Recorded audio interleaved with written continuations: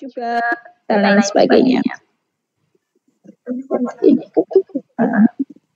Kemudian faktor dalam memilih media pembelajaran yang pertama, mohon maaf ini tulisannya ke foto-foto gede. Yang pertama itu akses, Bapak Ibu. Akses di sini maksudnya adalah apakah peserta didik dan guru dapat mengaksesnya dengan mudah. Kemudian yang kedua ada cost. Cost di sini adalah biaya, Bapak Ibu sekalian.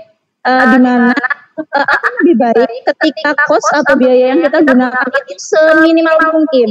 Mungkin untuk daerah SMP saya itu daerah pinggiran, ketika harus menggunakan AR atau VR itu biayanya sangat mahal gitu, Bapak Ibu. Jadi upayakan menggunakan media pembelajaran yang bisa diakses oleh guru dan siswa. Kemudian teknologinya itu juga tidak memberatkan guru ketika mengaplikasikannya atau membuatnya. Kemudian siswa juga dapat mengakses teknologi tersebut. Kemudian interaktiviti itu kita juga harus mempertimbangkan apakah ada interaksi di dalam media pembelajaran yang akan kita buat, karena saat ini yang dibutuhkan tidak hanya teacher center tapi juga student center yang kita harapkan. Jadi anak juga ikut aktif dalam pembelajaran di kelas. Yang selanjutnya adalah organization. Organization itu maksudnya di sini sekolah mendukung atau tidak dalam membuat media pembelajaran tersebut atau dalam penggunaannya. Berarti sekolah kalau bisa menyediakan wifi yang mencukupi dan seterusnya. Kemudian novelty ini bersambungan bagi Bapak Ibu. Jadi nanti ini bisa digunakan secara berkesinambungan. Kemudian jenis media pembelajaran tadi sudah sedikit dijelaskan oleh Bapak Adi. Ada multimedia interaktif, video digital, animasi, dan seterusnya sampai game edukasi, mohon maaf.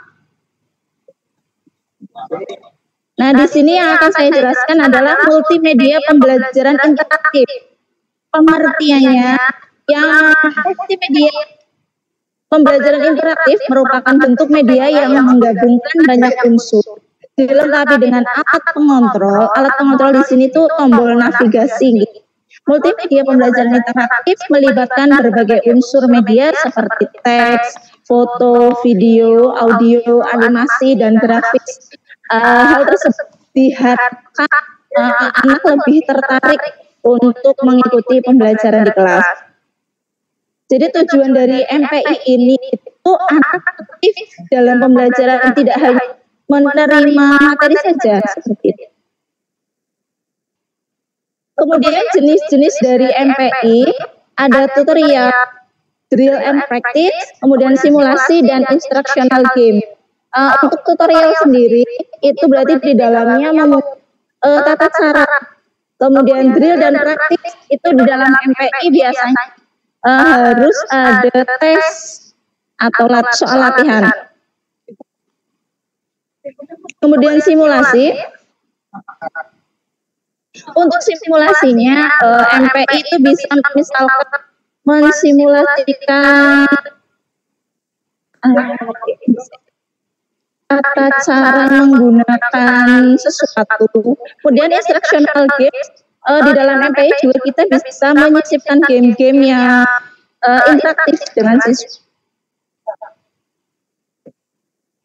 Kemudian media dalam MPI ada ilustrasi, video, dan audio.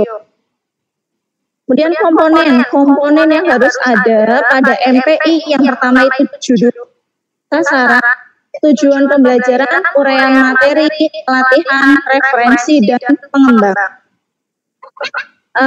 Mungkin hanya itu yang bisa saya sampaikan untuk saat ini. Mohon maaf Bapak Ibu guru hebat sekalian, karena saya sudah ditunggu untuk start kegiatan hari ini. Terima kasih atas perhatiannya. Wassalamualaikum warahmatullahi wabarakatuh. Waalaikumsalam warahmatullahi wabarakatuh. Terima kasih Ibu Vidya. Luar biasa pemaparan. Ya. Baik, untuk selanjutnya sebagaimana sudah kami informasikan di awal, pada sesi yang ketiga kita akan mendengarkan bersama-sama tentang cara membuat konten pembelajaran yang menarik. Untuk itu kami mohonkan Ibu Dorothea Mahmudah untuk membagikan kiat-kiatnya dalam menciptakan konten yang menarik dan interaktif. Kami persilahkan. Baik, terima kasih Pak Sabto. Terima kasih atas waktu yang diberikan. Sebelumnya yang saya hormati Pak Ardi Nurwijaya sebagai Duta Teknologi Kemendikbudristek Provinsi Jawa Tengah tahun 2022, serta rekan-rekan narasumber hebat luar biasa dari Cilacap yang bersama berada dalam satu ruang. Itu menurut saya sungguh luar biasa ya. Terima kasih atas fasilitasnya dan bantuannya dari SLVC PGRI Jawa Tengah. Kemudian sebelum masuk materi, saya izin share screen terlebih dahulu.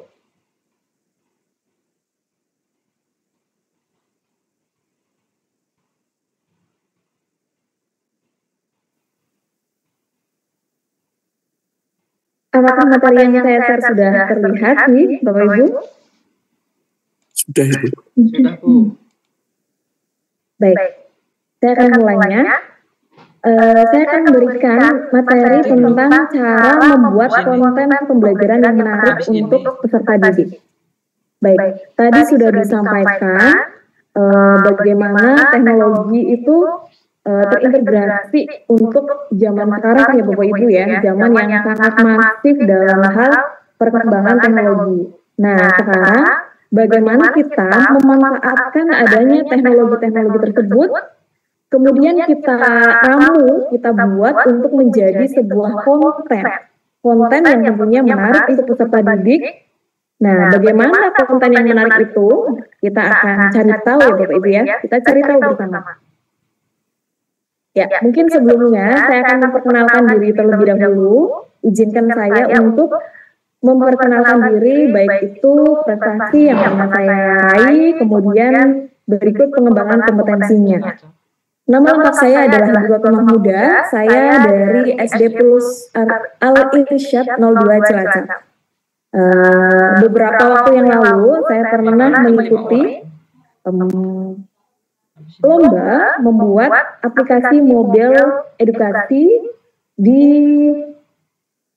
BPMPK atau Balai Pengembangan Multimedia Pendidikan dan Kebudayaan Kemendikbudristek RI, dan saat itu alhamdulillah menjadi 10 termasuk ke dalam 10 karya terbaik. Kemudian yang kedua pernah juga mengikuti lomba video apresiasi 10 tahun rumah belajar, itu juga masuk 10 besar karya terbaik. Kemudian ada 3 medali emas guru limpik. Beberapa waktu yang lalu saat kita pandemi ya, mungkin Bapak Ibu di sini ada jebolan guru limpik ya bersama saya sekitar tahun 2020-2021, bisa memberikan reaksi. Kemudian ada 1 medali emas di Teacher Olympic. Lalu di tingkat provinsi menjuarai juara 3 multimedia pembelajaran interaktif. Saat itu adalah di BPTIK atau Balai Pengembangan Teknologi Informasi dan Komunikasi Pendidikan dan Kebudayaan Provinsi Jawa Tengah. Lalu di pengembangan kompetensi, lolos koperasi penulis praktik baik kohort 11 di PMM di tahun 2024.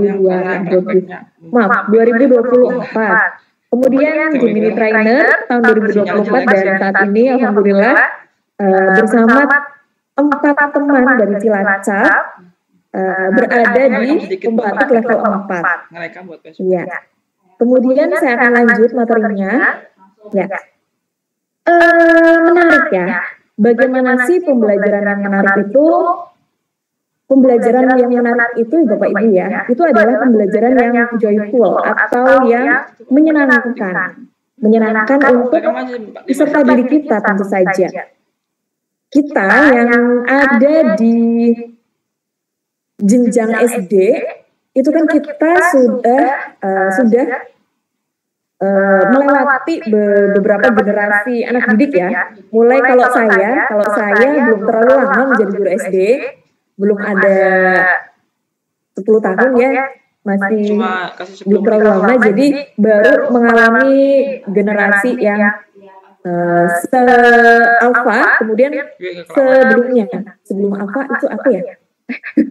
Apa Pak Saiful? Ya. Oh iya. Ya, alpha. Nah, sekarang generasinya alpha ya. Generasi alpha itu yang lahir antara setelah tahun 2010-an ke sini ya. Sampai aku 2 orang.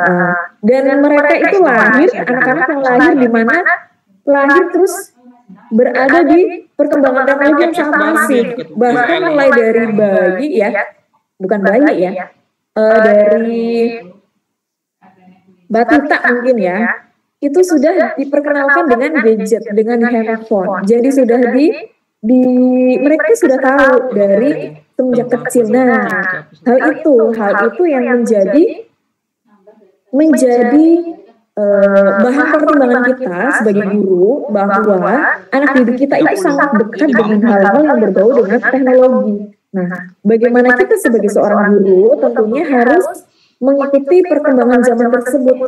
Jangan sampai kita terpaku misalnya ya. Yang penting saya sudah mengajar, yang penting saya sudah mentransferkan ilmu ya dengan mohon maaf, dengan hanya memanfaatkan textbook saja, kemudian tanpa menggunakan platform yang terkini ya. Nah, itu bukan mungkin ya. Pasti akan membuat kejenuhan di kelas kita.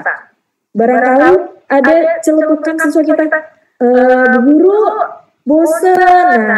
Nah, hal ini bagaimana supaya mereka tidak bosan? Karena kalau anak sudah bosan, pasti dia akan ngeblok di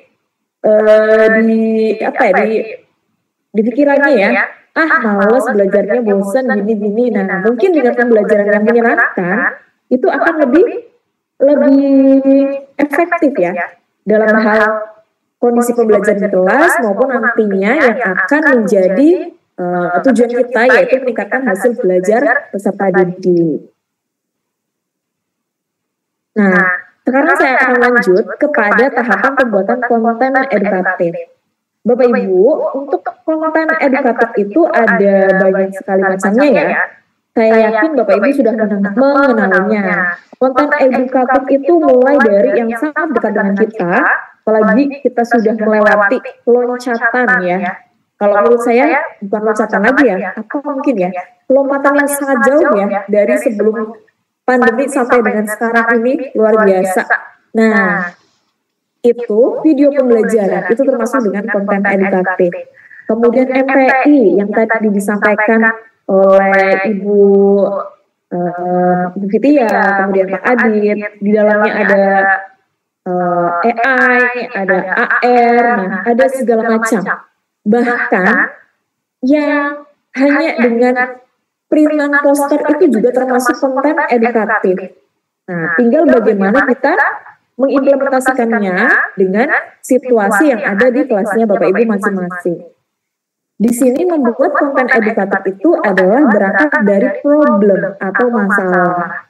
Tentu saja saya sangat yakin kita sebagai guru pasti ya memiliki masalah di dalam kelas kita.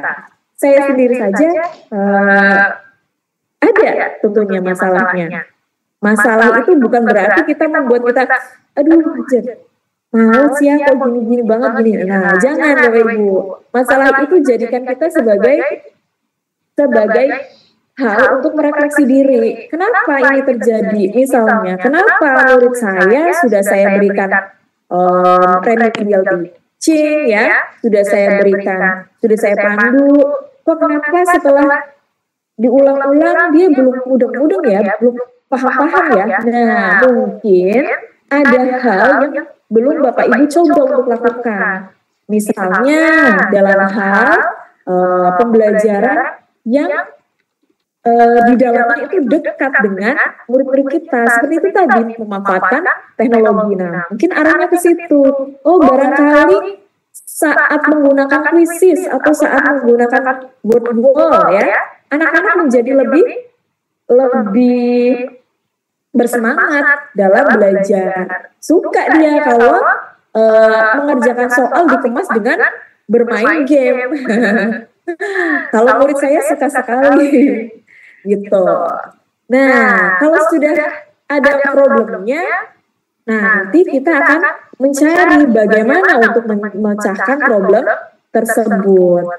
Kita cari. Nah, di sini sangat dibutuhkan dengan kompetensi yang mendukung Bapak Ibu. Jadi, apabila ada webinar seperti ini, itu sangat baik ya Bapak Ibu ya. Kita bisa mencari bahkan inspirasi atau mendapatkan tambahan pengetahuan yang lain. Recording stopped.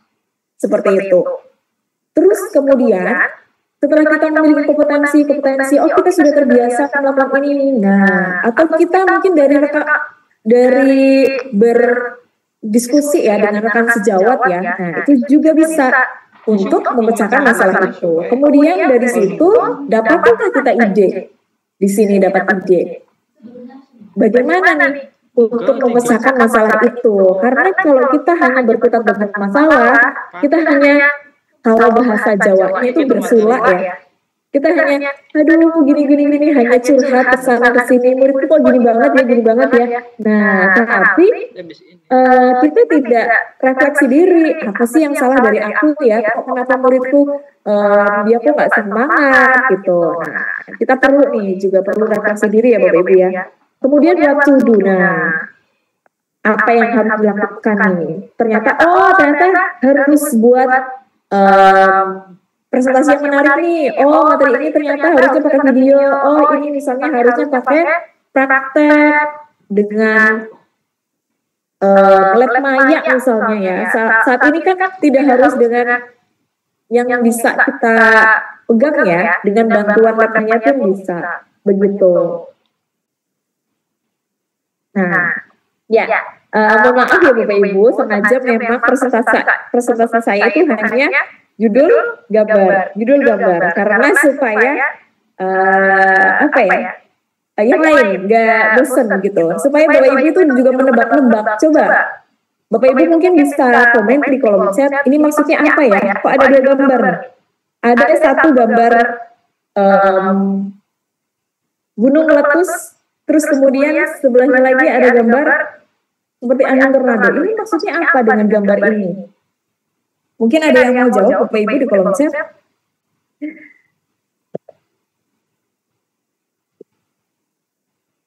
Oke, baik. Mungkin saya jelaskan saja ya supaya menyingkat waktu. Ya, Bapak Ibu, ini maksudnya adalah saat kita membuat MPI misalnya atau hal yang lain ya yang berhubungan dengan konten, kita juga harus melihat sekeliling kita, kondisi alam kita. Ya, misalnya berhubungan dengan suatu materi ya. Kenapa ada gunung meletus? Kita yang tinggalnya di Cilacap ya, kalau kita tanya dengan murid kita, nah pernah nggak kamu lihat gunung meletus gitu ya? Pasti jawabannya nggak pernah Bu, atau pernah tapi di TV gitu misalnya ya. Ya oke. Berarti kan mereka karena tinggalnya di pesisir, nah itu merupakan masalah. Mungkin kita harus menampilkan atau mewujudkan bagaimana sih simulasi gunung meletus itu gitu, supaya pembelajaran itu menyenangkan, tidak hanya textbook baca begitu. Atau mungkin barangkali dengan angin tornado. Nah, kita nggak bisa angin tornado itu seperti ini. Nah, anak-anak itu butuh visualisasi Bapak Ibu ya, butuh visualisasi untuk itu, tidak hanya dengan ceramah, pembelajaran konvensional seperti itu. Jadi kita butuh untuk menampilkan ya materi apapun yang tidak dekat dengan mereka. Jadi kita dekatkan. Beda halnya kalau kita tanya dengan anak-anak ya yang misalnya daerah tinggalnya di dekat di Jogja, di sana kan ada gunung ya. Nah, kita tanya di sana, pernah lihat ini? Ya kita nggak usah tanya, mereka pasti merasakannya gitu. Kemudian, nah, gambar lagi Bapak Ibu, ini ada gambar critical thinking. Tahu ya Bapak Ibu ya, berpikir kritis. Berpikir kritis itu saat ini masuk ke dimensi Pancasila. Jadi ini memang sangat penting Bapak Ibu ya. Berpikir kritis. Ya.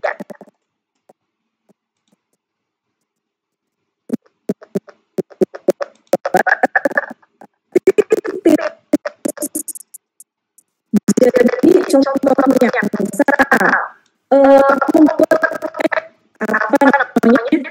jangan kita langsung berikan semuanya.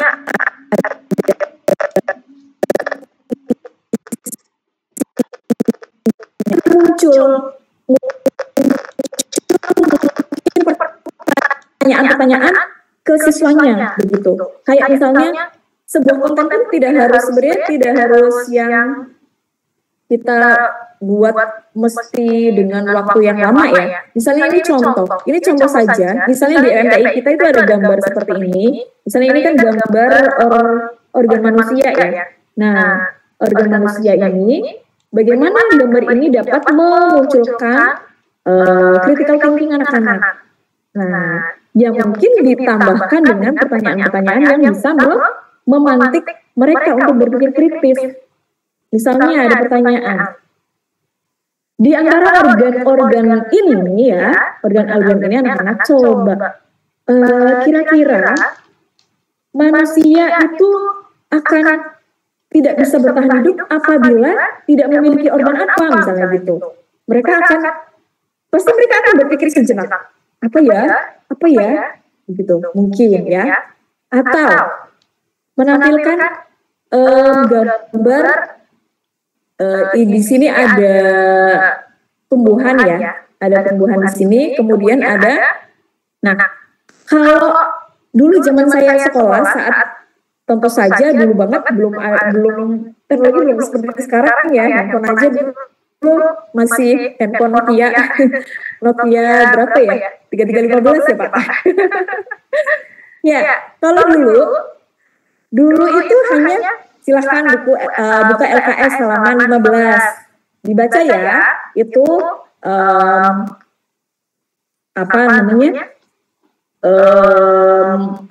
bagian-bagian tumbuhan, kemudian hafalkan. Nah, sekarang udah zamannya kayak gitu Bapak Ibu ya, kita harus lebih kreatif lagi, karena sekarang kita bisa memanfaatkan berbagai macam platform teknologi untuk menampilkan bagian-bagian tumbuhan. Tanpa kita harus membayar, kita bisa gratis. Nah, triknya apa? Kita harus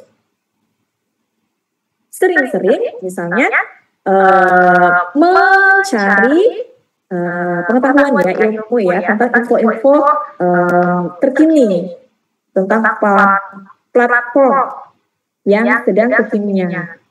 Terus kemudian, nah. Ini itu ya, dekat banget dengan kita. Saya ingat banget kalau pelajaran ini tuh tata surya disuruh menghafalkan planet-planet di tata surya semuanya, urutkan, tidak boleh ada yang ketukar-tukar. Nah, kadang kita meminta anak kita untuk menghafalkan. Nah ini Bapak Ibu, anak itu hafal ataukah anak itu paham? Kalau hafal biasanya akan cepat lupa, tapi beda kalau paham. Kalau paham dia insya Allah akan terus ingat seperti itu. Bagaimana untuk membuat mereka paham? Nah, ini mungkin butuh trik ya, butuh trik. Nah, terus kemudian setelah kita menjumpai masalah, kemudian kita mendapatkan ide bagaimana harus melakukannya, nah kita akan mengeksekusi ide itu butuh persiapan ya Bapak Ibu ya, butuh persiapan untuk membuat sebuah media itu kan tidak harus sekarang, kita sangat dimudahkan ya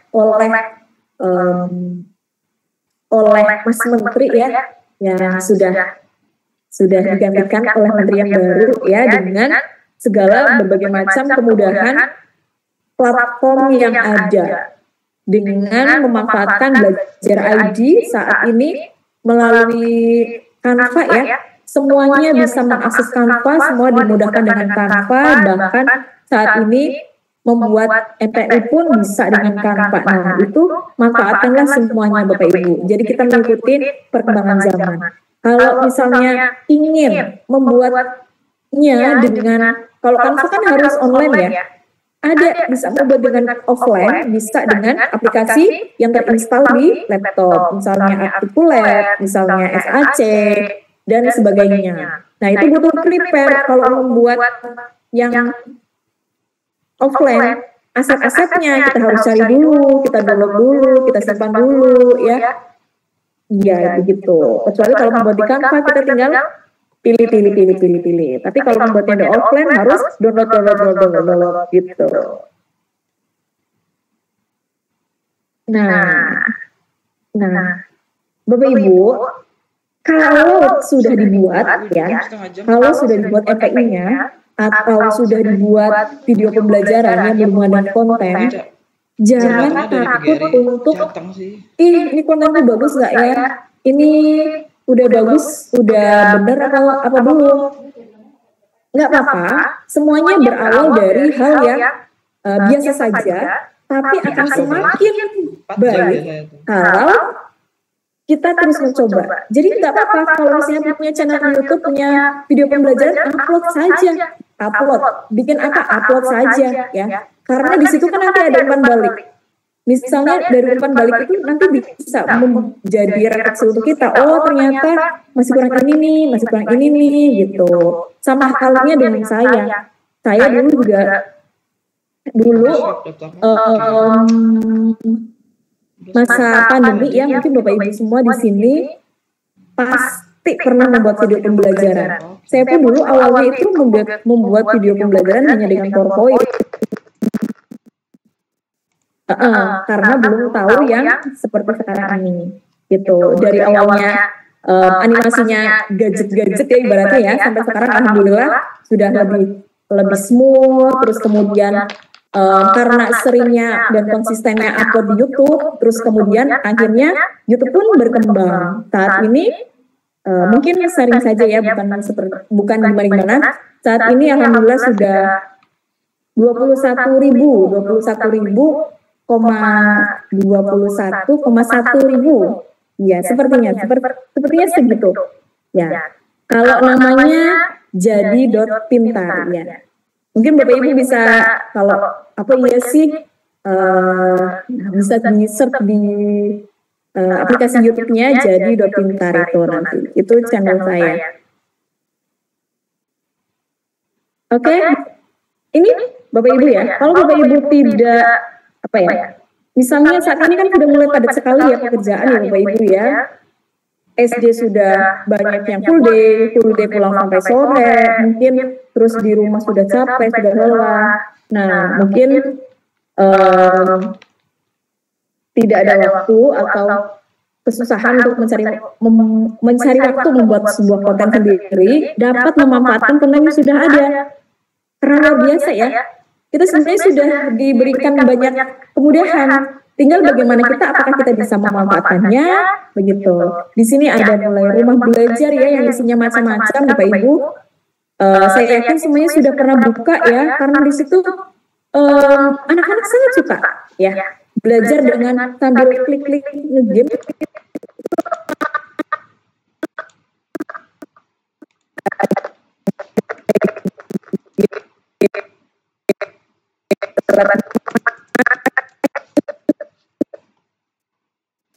Di Jawa Tengah sendiri ada BPTIK. Jadi Bapak Ibu juga bisa lihat di situ.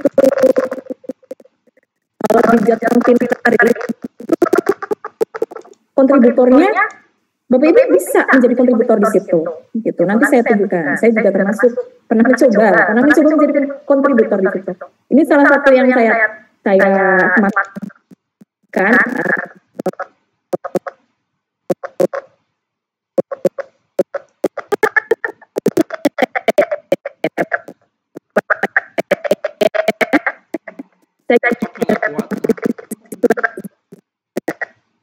sambil buka yang lainnya deh.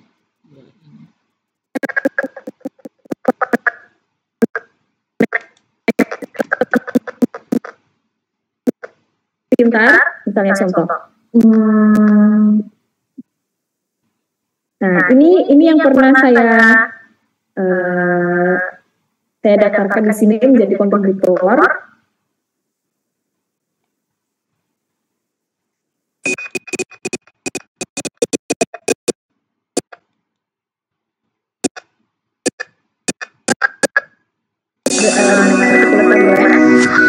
MPI ini kita materinya energi alternatif. Karena ini basisnya web, kita bisa tinggal nge-share saja ke anak-anak tinggal sama cara untuk belajar.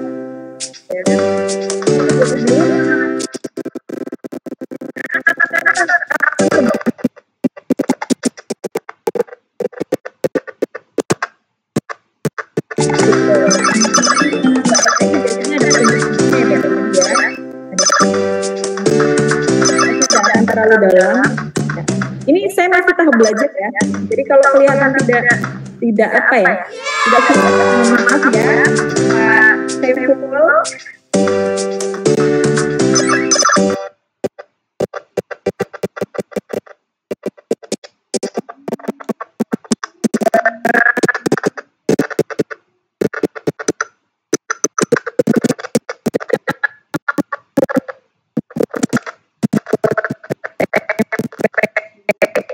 Dan Ibu Kemauan.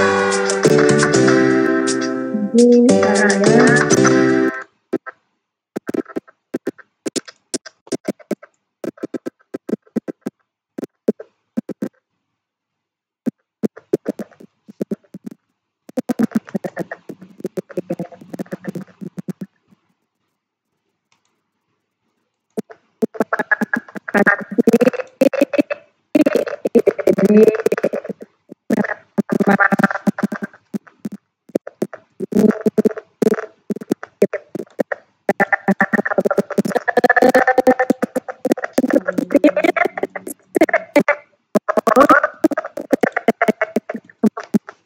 Tepat.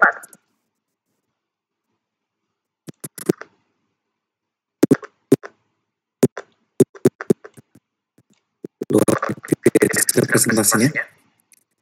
Berikutnya ke siapa ini Bu? Halo? Ada Pak Saiful, Pak? Iya. Baik, Pak Saiful, apakah sudah siap untuk share screen-nya, Pak? Kami persilakan. Ya, sudah siap Bapak. Mohon izin, suara saya terdengar Bapak?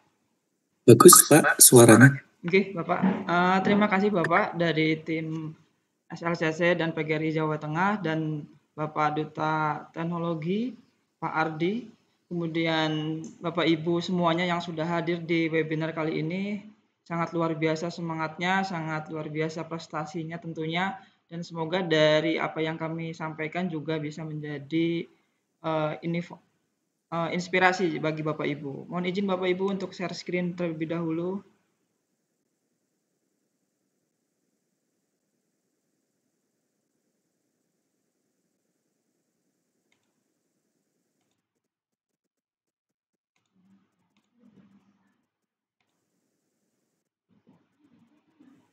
Apakah sudah terlihat Bapak Ibu?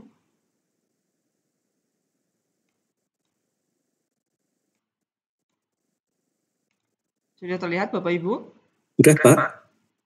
Ya, terima kasih Bapak. Lihat Pak. Ya, sebelumnya Bapak Sudah, Ibu. Pak? Sudah?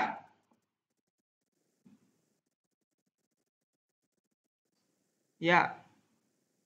Bapak Ibu, sebelumnya saya perkenalkan terlebih dahulu. Untuk nama saya Saiful Rohman dari SMP Negeri 2 Karangpucung. Kebetulan saya baru 2 tahun Bapak di Jawa karena tugas saya di luar Jawa sebelumnya. Begitu dengan para narasumber tadi sudah memperkenalkan diri, maka saya juga memperkenalkan diri dengan profilnya. Yang pertama saya alumni Student Exchange tahun 2012, kemudian alumni guru sarjana mendidik di daerah 3T Bapak Ibu. Waktu itu saya di Aceh. Kemudian dan GGD 2 atau guru garis depan 2. Waktu itu saya di Kalimantan. Nah, saat itu saya menerima beasiswa ke luar negeri untuk S2, S3 integrated, tetapi tidak saya ambil karena saya mengambil tadi guru SM3T, lebih mengabdi ke bangsa Indonesia. Kemudian Bapak Ibu, saya juga guru penggerak Angkatan 8.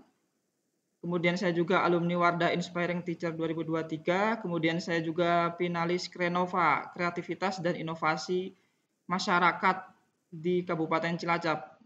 Kemudian saya juga Sahabat Teknologi 2024 yang sekarang saya jalankan. Kemudian saya adalah guru mapel di SMP Negeri 2 Karangpucung. Ini Bapak Ibu untuk salam kenal terlebih dahulu. Bapak Ibu bisa screenshot, bisa untuk kenal saya lebih jauh dalam bentuk di IG, TikTok, atau mungkin YouTube dan website yang sudah saya siapkan. Di dalam kesempatan kali ini saya akan menjelaskan MPI, tetapi terlebih dahulu kita sebagai guru harus tahu apa AI atau AI terlebih dahulu. Ada yang tahu mungkin Bapak Ibu bisa diketik di kolom komentar teknologi AI itu seperti apa. Karena yang saya tahu AI itu kalau bisa tidak hanya gurunya saja Bapak Ibu, tetapi juga siswanya pun paham bagaimana kita memperkenalkan AI kepada siswa. Karena nanti di masa depan mau tidak mau siswa sekarang bisa menjadi agen perubahan dan pasti selalu akan menggunakan AI. Jadi nanti siswa kita akan paham mana yang baik, mana yang kurang baik untuk penggunaan AI di masa depan. Ini AI di sini adalah singkatan dari Artificial Intelligence atau kecerdasan buatan, sehingga ini ada suatu kemampuan mesin atau program komputer untuk pemecahan masalah, pembelajaran, ataupun suatu yang lainnya. Kemudian ini referensinya juga saya ambil dari beberapa sumber, sehingga ini menjadi valid apa AI itu. Nanti juga saya akan bantu Bapak Ibu bagaimana mencari sumber dengan teknologi AI tetapi ada sumbernya. Nah, di sini Bapak Ibu kita masuk ke MPI, Multimedia Pembelajaran Interaktif. Multimedia ini adalah suatu pendekatan dalam pendidikan yang manfaatnya berbagai media interaktif. Tentunya dalam bentuk video, animasi, audio, dan elemen-elemen yang ada interaktifnya. Media interaktifnya di sini adalah tombol-tombol yang bisa digunakan siswa terutama baik secara digeser ataupun diisi atau mungkin mereka juga bisa berbicara. MPI ini sudah sangat menarik di zaman sekarang. Tentunya Bapak Ibu, keuntungan dari MPI ini ada 3 jenis yang saya rangkum, yaitu yang pertama adalah memperkuat pemahaman konsep. Dengan memadukan teks, gambar, video, dan audio, siswa dapat juga mendengarkan atau mungkin kontak langsung dengan media tersebut. Kemudian yang kedua adalah meningkatkan keterlibatan siswa. Nah, di sini tadi dengan adanya tombol-tombol yang bisa menjadi interaktif, baik tombol next atau mungkin geser dan sebagainya, ini bisa diterapkan dalam kuis, game atau simulasi sehingga siswa bisa belajar mandiri, kemudian bisa berpartisipasi baik di mana saja dan kapan saja. Yang ketiga adalah menyediakan pembelajaran personalisasi. Nah, di sini tuh tadi yang saya sampaikan, pembelajaran di sini siswa bisa belajar mandiri meskipun perlu bimbingan, tetapi setidaknya dengan MPI siswa bisa belajar mandiri, tentunya bisa menjadi kreatif di masa yang akan datang. Dan materinya pun bisa diulang-ulang di kapan saja. Ini begitu. Selanjutnya adalah ada tips-tips Bapak Ibu saat membuat MPI. Jadi ini yang paling penting, bisa Bapak note atau catat yang paling penting dalam membuat MPI. Yang pertama adalah rencanakan Bapak Ibu tujuan pembelajaran yang akan dijelaskan dalam MPI. Tentunya Bapak Ibu nanti harus menyiapkan storyboard. Jadi suatu oret-oretan atau diagram di kertas apa nanti yang mau ditampilkan, kemudian nanti isinya apa, tujuan pembelajarannya apa, kemudian nanti di akhir jangan lupa untuk refleksi.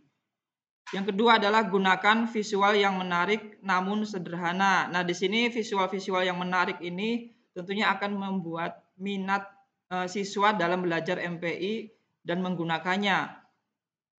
Nah, visual di sini itu tentunya Bapak Ibu untuk semua level pastinya berbeda. Yang SD mungkin lebih menawan gambarnya, lebih menarik untuk anak-anak, SD, SMP. Kemudian SMK ini simple tapi mengena, tidak hanya menggunakan gambar-gambar yang lebih banyak, karena di tingkat tinggi kalau terlalu banyak gambar terlalu ramai Bapak Ibu, itu yang harus diperhatikan. Kemudian sisipkan elemen-elemen interaktif. Nah, elemen di sini adalah tadi tombol-tombol navigasi, baik tombol next, kemudian tombol yang lainnya yang bisa menggeserkan jawaban dalam kuis. Ataupun siswa pun bisa menulis di dalam game tersebut. Nah, di sini juga ada integrasikan multimedia. Jadi Bapak Ibu di MPI itu juga ada video, kemudian ada audio suara dari guru tersebut atau mungkin dari suara input yang lainnya, kemudian tentunya dan teks. Nah, di dalam smart video Bapak Ibu, saya sarankan saat membuat itu jangan dimasukkan ke MPI-nya, tetapi lebih baik link saja Bapak Ibu, link YouTube atau yang lainnya, sehingga nanti MPI-nya itu tidak berat Bapak Ibu saat penggunaan baik secara langsung online maupun offline atau mungkin semi offline atau semi online juga. Kemudian sederhanakan navigasi dan tata letak Bapak Ibu. Nah, saat pembuatan MPI, navigasi-navigasi itu kalau bisa bentuknya tidak berubah, kemudian letaknya pun tidak berubah Bapak Ibu. Kalau ada di pojok kanan bawah, ya di pojok kanan bawah terus sampai akhir, karena nanti itu kalau asal-asalan nanti siswa kebingungan. Ini tombol next-nya di mana? Ini tombol yang lainnya di mana? Seperti itu. Kemudian bisa disisipkan dengan suara, karena ini nanti bisa juga pembelajaran interaktifnya di sini, pembelajaran diferensiasi bisa diintegrasikan. Ada yang suka mendengarkan tanpa membaca pertanyaan, ada juga mungkin ada yang suka membaca pertanyaannya dulu atau materinya, ataupun yang lainnya. Kemudian jangan lupa berikan umpan balik Bapak Ibu saat di dalam kuis MPI itu ada sejenisnya koreksi, sehingga nanti siswa-siswi bisa paham mana yang salah, mana yang kurang baik atau kurang bagus. Kemudian berikan kompatibel platformnya. Nah, itu tadi yang sebelum saya sampaikan, platform di sini itu tidak asal-asalan, kemudian tidak terlalu berat. Itu yang paling utama di situ. Karena tidak semua perangkat bisa menggunakannya. Mungkin di HP kita bisa jalan, tetapi di HP siswa tidak jalan karena HP jenis dari siswa juga berbeda-beda. Ini yang harus diperhatikan Bapak Ibu. Kemudian jangan lupa di akhir media nanti ada uji dan evaluasi. Setelah mempelajari materi, ada game dan sebagainya, Bapak Ibu bisa memasukkan uji dan evaluasi dalam MPI tersebut. Tentunya kalau lebih bagus lagi nanti diintegrasikan dengan spreadsheet sehingga nilai bisa langsung terkirim. Itu yang harus menjadi acuan Bapak Ibu dalam membuat MPI. Nah, dari 8 aplikasi online ini yang tentunya berbasis AI, mungkin Bapak Ibu ada 8 aplikasi yang sudah menggunakannya. Dari sini Bapak Ibu mungkin ada yang sudah paham semua dari 8 aplikasi ini, bisa ditulis di kolom komentar, bisa 1 atau 2 atau mungkin paham. Karena Bapak Ibu hanya bisa menggunakan tetapi nggak paham logonya. Ini terkadang seperti itu. Ini menurut saya logo itu sepele tapi penting Bapak Ibu. Karena bisa menjadi dasar penggunaan aplikasi AI dan MPI. Ini di sini yang pertama Bapak Ibu juga sudah paham ada Canva, kemudian ada ChatGPT. Ini untuk mencari referensi, tetapi kekurangan di ChatGPT itu tidak bisa menampilkan referensi Bapak Ibu. Kemudian nomor 3 adalah Gemini. Gemini ini merupakan hal yang baru dari ChatGPT, tetapi yang saya rasakan masih kekurangan dalam hal penggunaan atau pencarian data, karena Gemini mungkin masih awal, hard disknya masih terlalu sedikit dibandingkan ChatGPT. Tetapi kalau semakin lama saya yakin Gemini pun juga bisa berbarengan dengan ChatGPT. Yang keempat adalah ada Webpick. Webpick di sini AI-nya itu Bapak Ibu nanti bisa menggenerate suatu PowerPoint secara AI. Jadi PowerPoint yang sangat mudah dalam menggunakan. Kemudian yang kelima adalah ini Studio One, bisa berbasis online dan offline. Bapak Ibu bisa mengedit video dan audio, kemudian setelah itu bisa dimasukkan ke MPI tadi. Kemudian yang nomor 6 adalah To-AI. Ya, To-AI itu tulisannya adalah TOE kemudian .ai. Nah, ini aplikasi inilah yang tadi saya sampaikan sebelumnya. Yang nomor 6 ini adalah aplikasi yang bisa mencari data referensi dengan sumbernya. Sangat lengkap sekali ini dibandingkan ChatGPT Bapak Ibu. Kemudian yang ketujuh adalah ini produk dari Leonardo AI. Ya, Bapak Ibu bisa mencari gambar-gambar yang tidak ditemukan di Google, mungkin bisa mencari di sini kreasi-kreasi yang bisa digunakan dalam MPI nanti. Ada kreasi kartun dan sebagainya atau background yang bisa digunakan dalam MPI. Yang kedelapan adalah ini adalah aplikasi pembuat MPI-nya Bapak Ibu. Ini nanti bisa dijelaskan dengan narasumber setelah saya penggunaan articulate storyline. Dan yang terbaru ada Lumi. Nah, Lumi di sini lebih ke online Bapak Ibu. Tapi kalau untuk articulate storyline itu bisa offline juga Bapak Ibu. Jadi jangan khawatir jika Bapak Ibu berada di daerah kurang sinyal.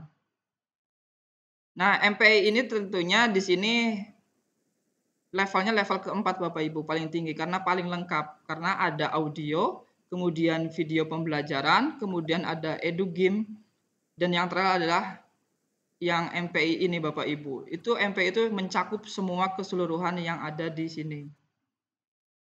Begini Bapak Ibu untuk contoh MPI yang saya buat, namanya Rimba, yaitu Ruang Inovatif Manajemen Belajar Aktif. Ini singkatannya seperti itu Bapak Ibu, Ruang Inovatif Manajemen Belajar Aktif. Jadi tampilan awal di sini itu ada nama lengkap, kemudian kelas, ini nanti siswa bisa mengisi.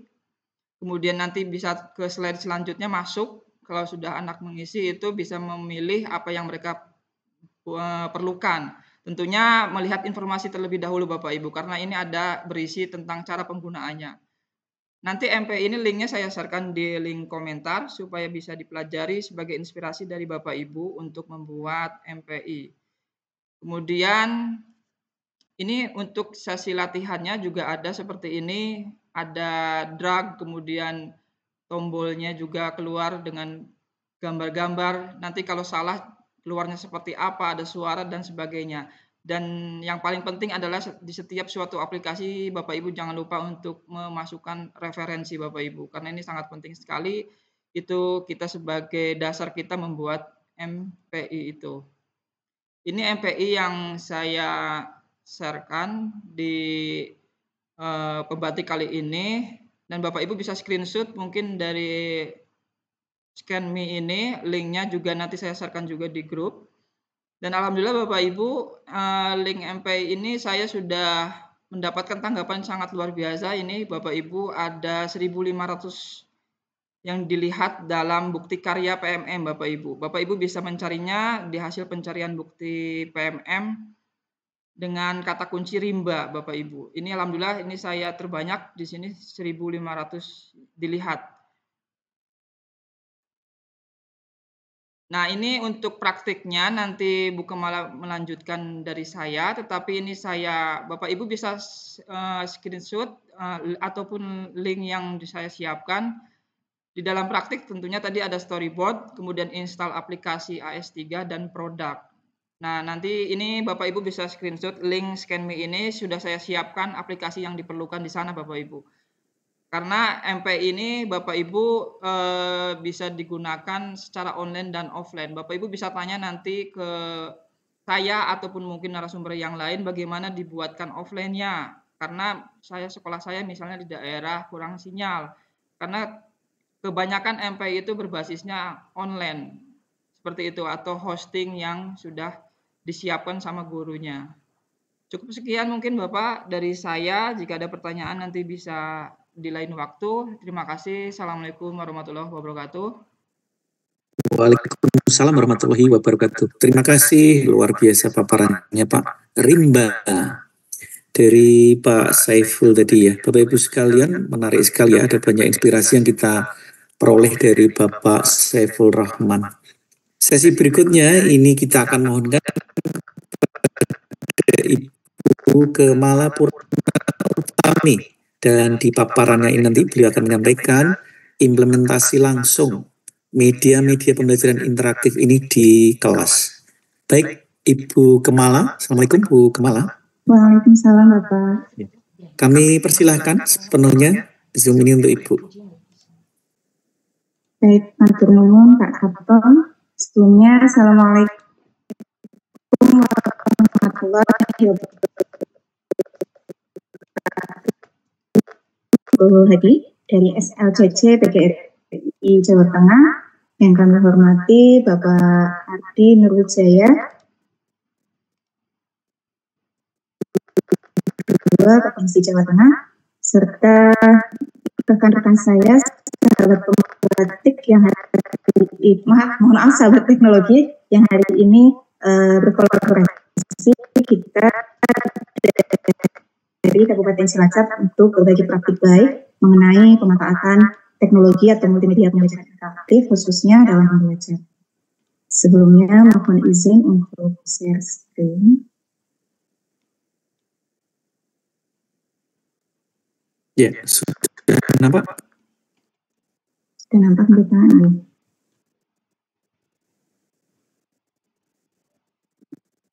Bapak Ibu,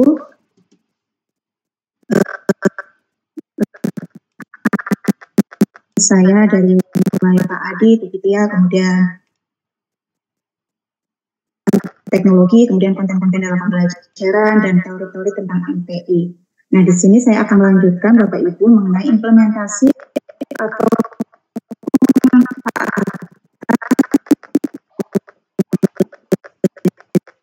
pembelajaran di kelas kita. Nah, di sini nanti saya akan sharing terkait dengan implementasi di kelas saya Bapak Ibu yang sudah saya lakukan. Sebelumnya, mohon izin untuk memperkenalkan diri. Saya Kemala Purnami. Saya mengajar di SD Negeri Sidang Mulia 1 Pucung, Kabupaten Cilacap. Saya mengikuti Gemini Akademia atau Gemini Trainer, kemudian GMT level 1, penelaah aksi nyata referensi Jawa PNN tahun 2024. Kemudian saya juga alumni Warga Inspiring Teacher 2023.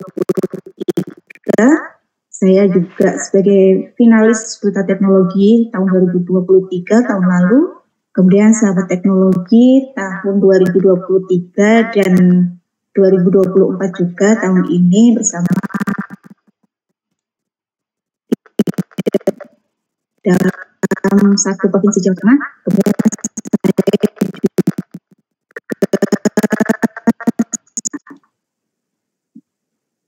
Baik, tadi sudah disinggung ya Bapak Ibu mengenai MPI. Saya yakin Bapak Ibu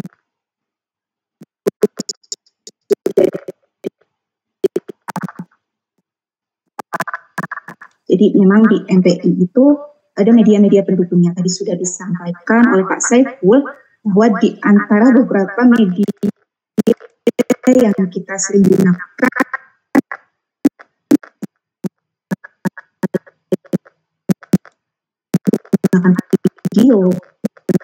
video yang kita buat sendiri, video pembelajaran maupun video yang kita buat kita ambil dari YouTube. Kemudian kita juga bisa memanfaatkan audio dalam pembelajaran ataupun gambar-gambar. Nah, sedangkan di MPI semua media tersebut itu diintegrasikan jadi satu buah media. Jadi dalam satu media ini yang dinamakan MPI, multimedia pembelajaran interaktif.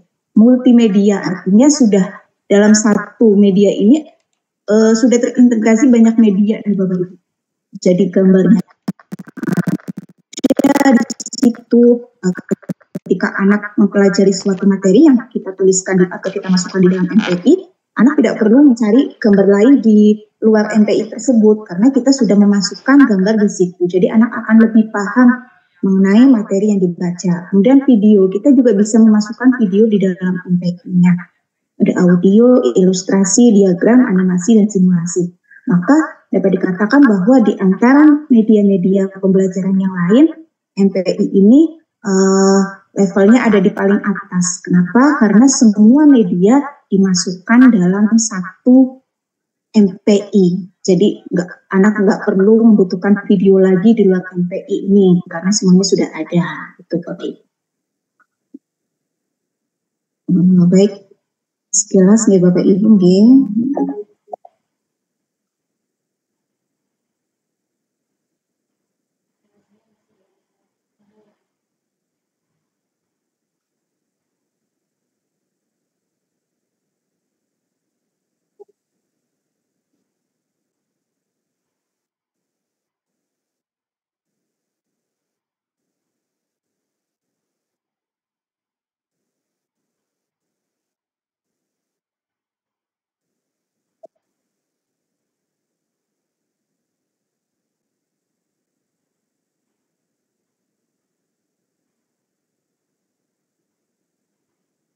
Oke, tadi sedikit gambaran mengenai MPI yang saya buat Bapak Ibu. Tadi teman-teman saya juga sudah sharing atau spill beberapa MPI-nya.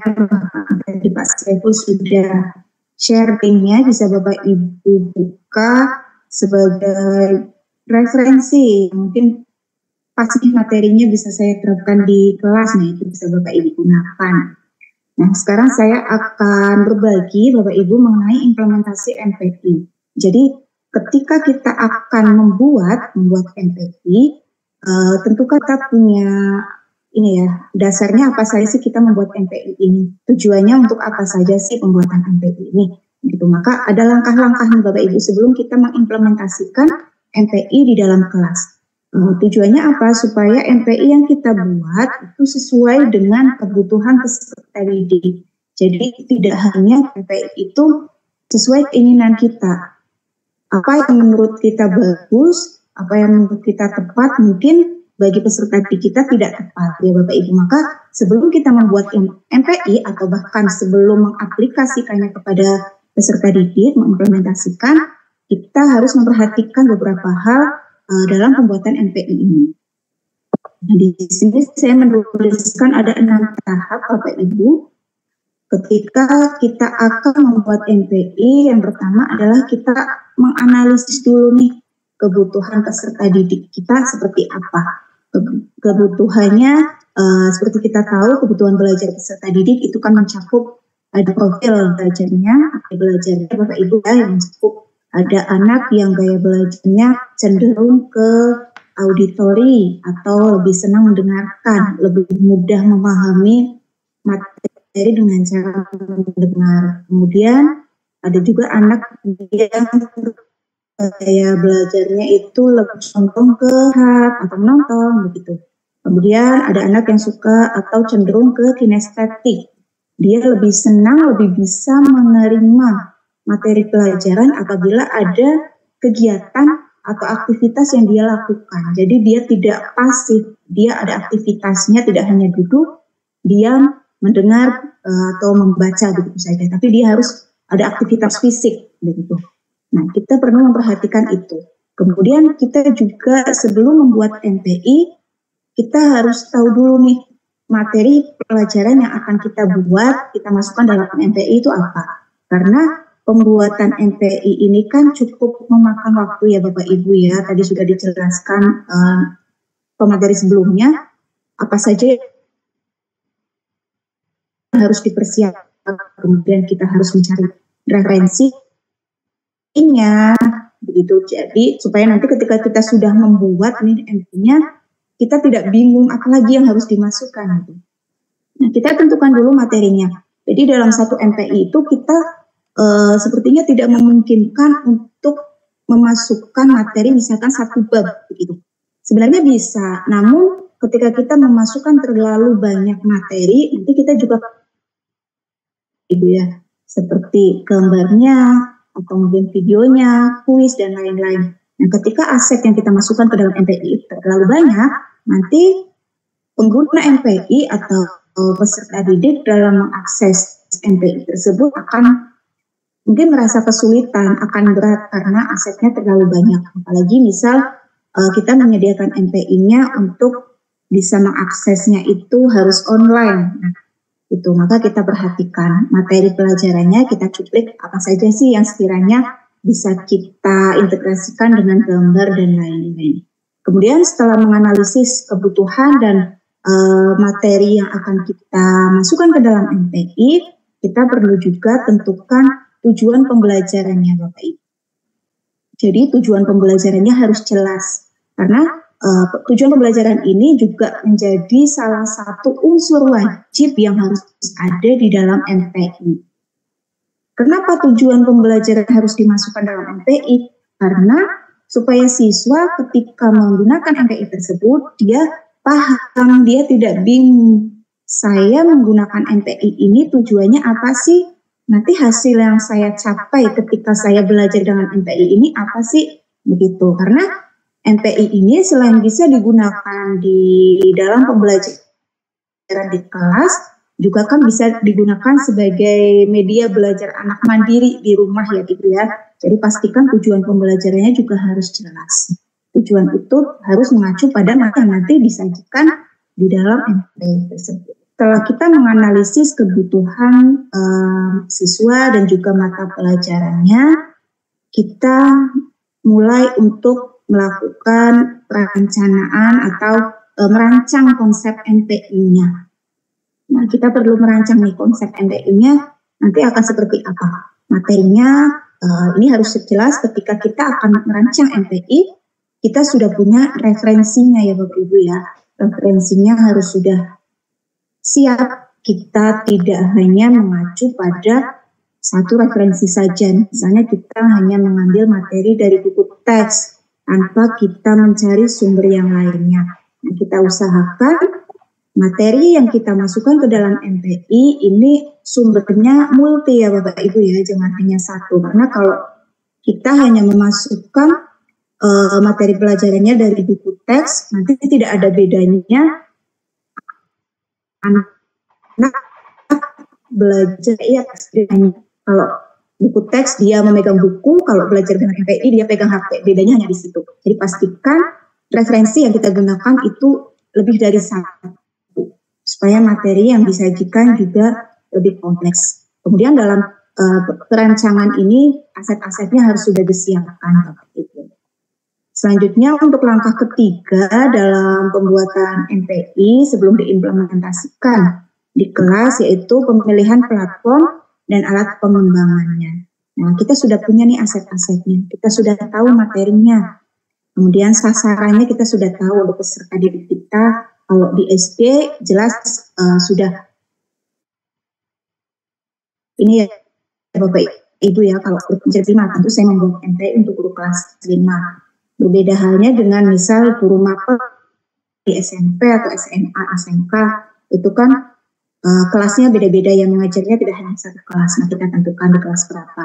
Kemudian setelah itu kita menentukan nih aplikasi atau platform atau software yang akan kita gunakan untuk membuat MPI-nya, itu kita akan menggunakan apa. Jadi sudah disampaikan oleh pemateri sebelumnya, banyak sekali Bapak Ibu ya.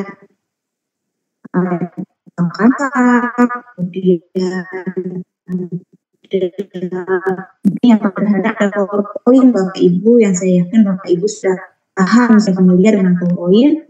Kemudian ada Canva, ada Genially, ada Lumi, kemudian ada SAC, Markup Creator, ada juga Storyline atau AS. Kita harus tentukan dulu mana platform yang akan kita gunakan. Ketika kita sudah Bapak Ibu ya, di antara banyak sekali tadi, pastikan kita sudah menguasai